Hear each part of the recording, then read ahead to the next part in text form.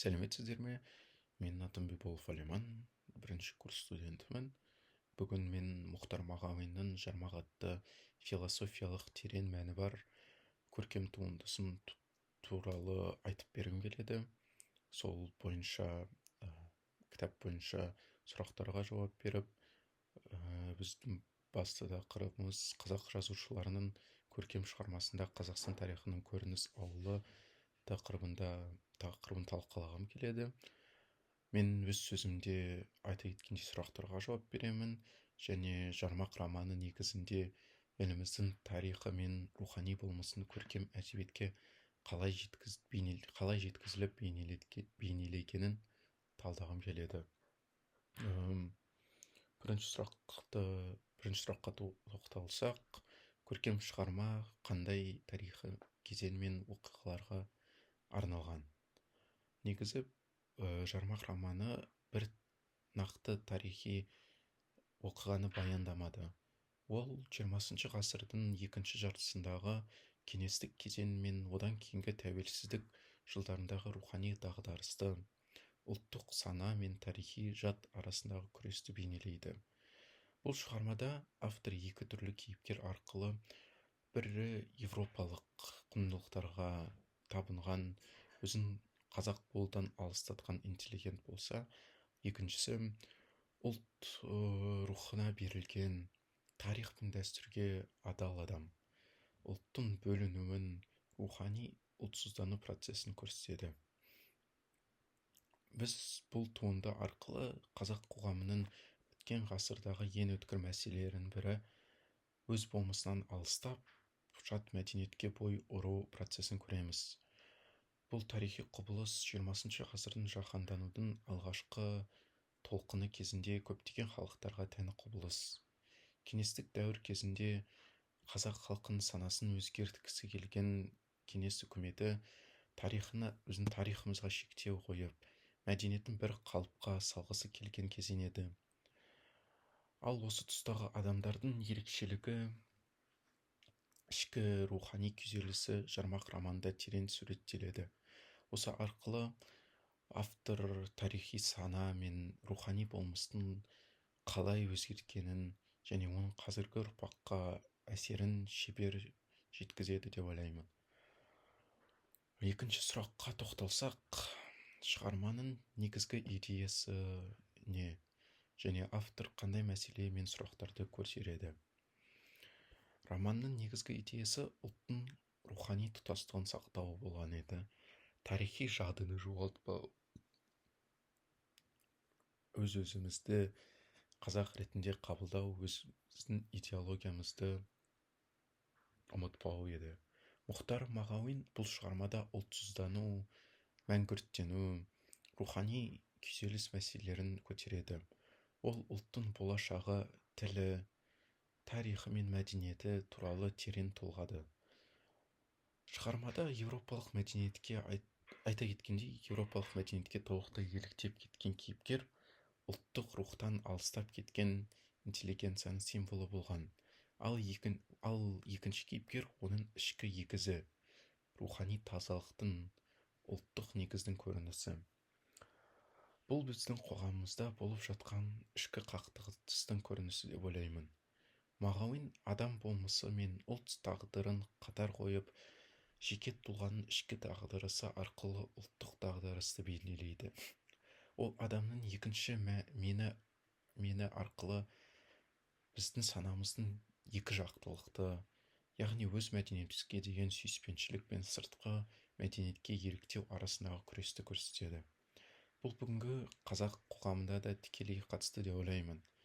Автор көркем сөз арқылы егер өз тіліңді, тарихыңды, мәдениетіңді ұмытсаң, сен кім боласың деген сұрақтарды қою арқылы осы кейіпкерді көрсетеді. Шығарманың бас кейіпкерлеріне тоқталсақ, жаңағына екінші сұрақта айтып өткенмін.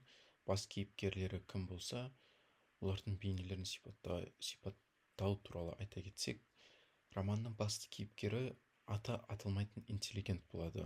Яғни лақап аты жоқ, белгісіз адам. бұл жай ғана кейіпкер емес, типтік образ болып саналады деп ойлаймын.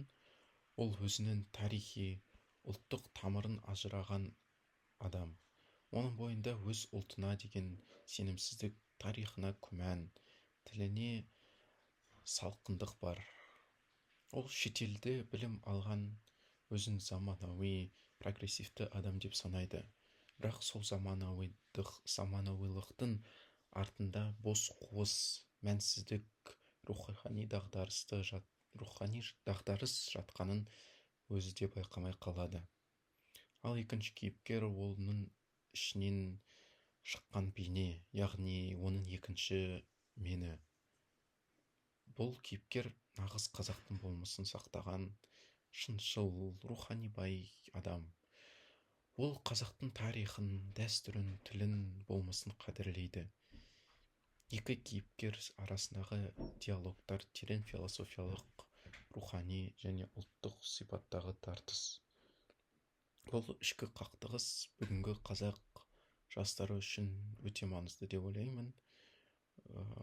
Бір жағынан жаһандану заманында өмір сүріп жатырмыз. Екінші жағынан өз болмысымызды сақтауымыз керек деп ойлаймын. Осы екі күштің арасындағы күрес романда өте көркем берілген.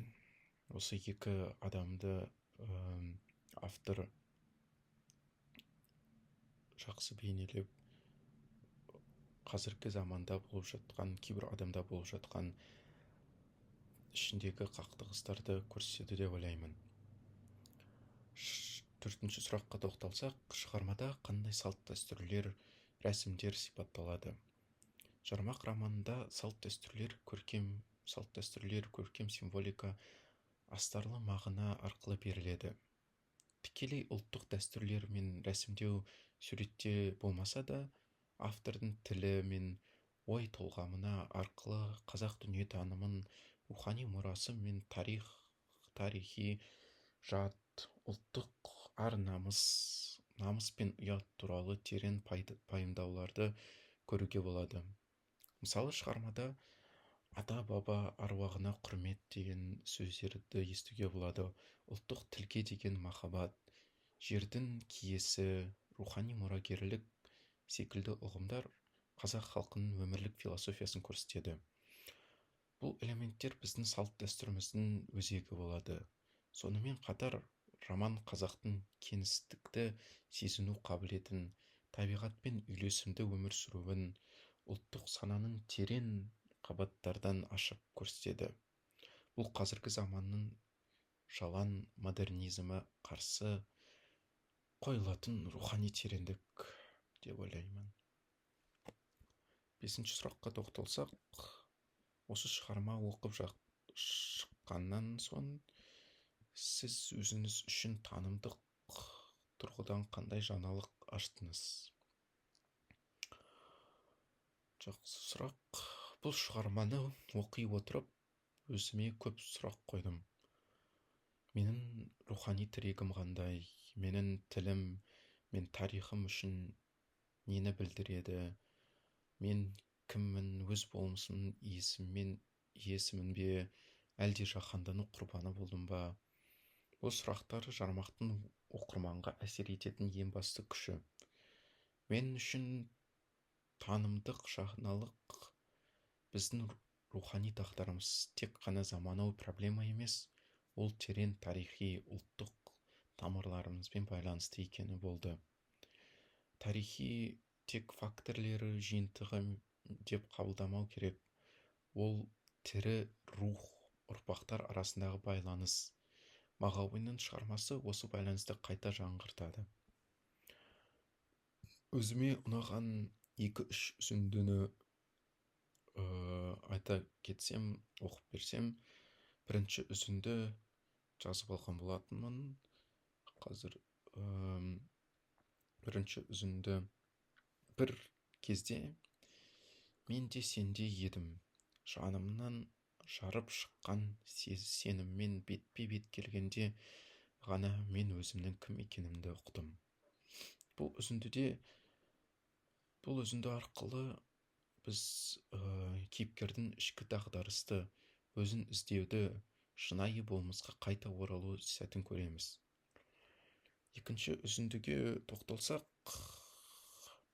қазір екінші үзіндіні оқып берсем, сен менің арманым емес, ұмытқан рухымсың. Менің ішінде тірі қалған жалғыз үмітсің. Бұл жолдарда қазақтың жоғалған рухын қайта табуға деген үміт, ішкі от бар екенін көреміз. Үшінші үзіндіге тоқталсақ, менің туған тілім, менің жүрегімнің үні. Оны жоғалтсам, өзімді жоғалтам. Бұл сөйлем әр қазақтың жүрегіне жететін шындық деп ойлаймын. Кітап оқу кезінде қандай көңілде, сезімде болдыңыз? Шығарманы оқу барысында мен бір мезетте таңырқадым. Кейде күйзелдім, кейде өзімді таныдым. Кейіпкердің ішкі қақтығысы менің де ішкі сезіміме ұқсас болды. Бұл кітап жай ғана роман емес, ол айна деп ойлаймын. Ол менің өзіме қарауыма, өз түбіме үңілуіме себеп болды. Романның әрбір беті терең ой, сезім, арпалыс. Оқыған кезде кейіпкерге жаным ашыды. Оның адасуын өзім де бастан өткергендей болдым. Оның ішінен шыққан екінші бейне маған үміт сыйлады. Яғни қанша адассақ та, әрқашан өзіміздің ішкі рухани жолымызды қайта табуға мүмкіндік бар деген үмітті көрсетеді. Келесі сұраққа тоқталсақ, бұл кітапты достарыңыз бен жақындарыңызға не үшін ұсынар едіңіз? Бұл кітапты мен жақындарыма ұсынар едім, себебі қазіргі таңда біздің рухани серпіліс, ішкі тазалық қажет деп ойлаймын. Біз кім екенімізді түсіну үшін осы Мұхтар Мағауиннің Жармақ атты кітабын оқуымыз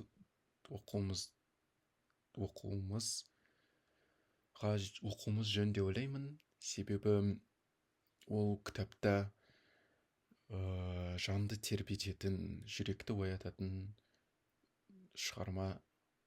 Бұл кітапты оқыған адам міндетті түрде ойланып, ішкі жан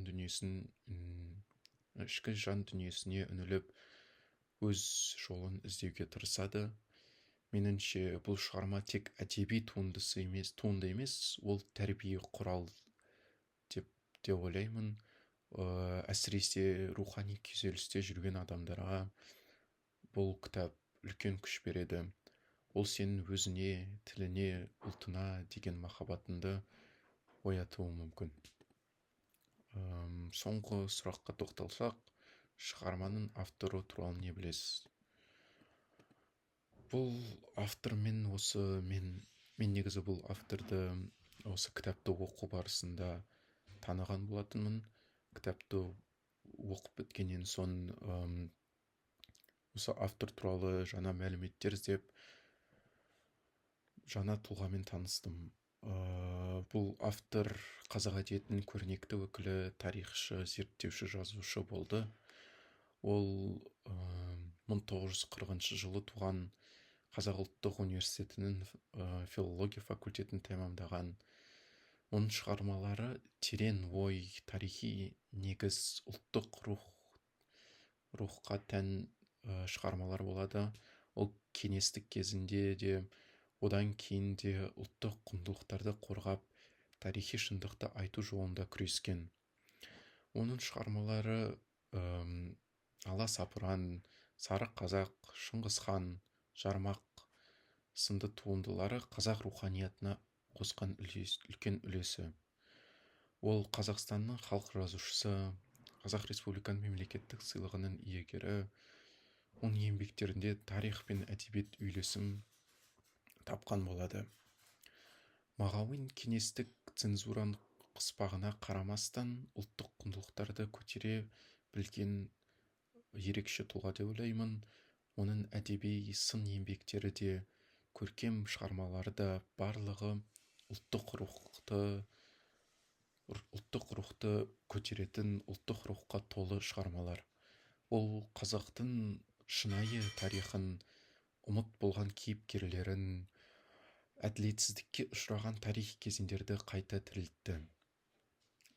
Мағауиннің әрбір шығармасы ұлтқа қызмет ету үлгісі деп ойлаймын. Ал енді қорытындылай келе, Жармақ атты ұлттық рух пен болмысты жаңғыртуға арналған терең философиялық шығарма.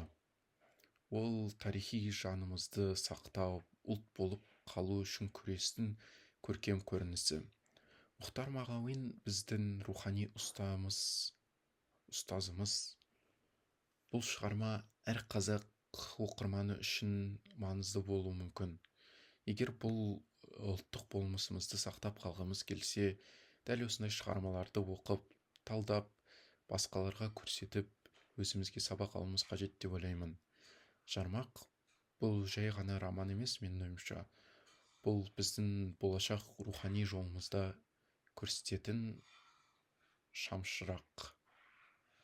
Осы видеоны көргеніңізге рахмет айтамын. Мен барынша Жармақ атты туындыны талдап, сұрақтарға жауап беруге тырыстым.